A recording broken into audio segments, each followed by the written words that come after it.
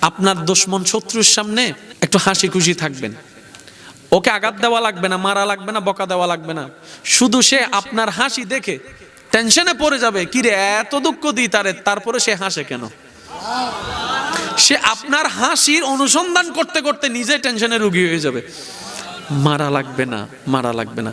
ইসলাম কি জানেন, একদম গোছানো একটা ধর্ম, যেখানে সমস্ত বিষয়ের জন্য পরামর্শ দেওয়া আছে। ইন্নাদ-দীনা ইনদাল্লাহিল ইসলাম। সুবহানাল্লাহ। এবার আমার কথাটা একটু মনোযোগ দিয়ে শুনবেন।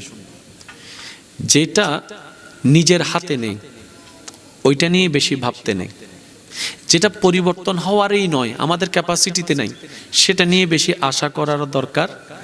জীবন একবারেই সুযোগ। কান্না করলেও জীবন মৃত্যুর দিকে এগোতে থাকবে, কষ্ট পেলেও জীবন মৃত্যুর দিকে এগোতে থাকবে।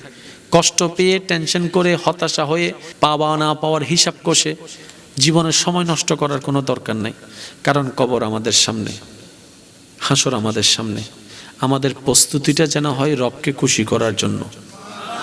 রবের সামনে কি নিয়ে দাঁড়াবো, অন্তত এতটুক যেন বলতে পারি, ইয়া রব্বে করিম, পারি নাই কিছু আনতে তোমাকে খুশি করার মতো, কিন্তু আমি বুঝ আসার পর থেকে চেষ্টা করেছিলাম তোমাকে খুশি করার জন্য। সুবহানাল্লাহ।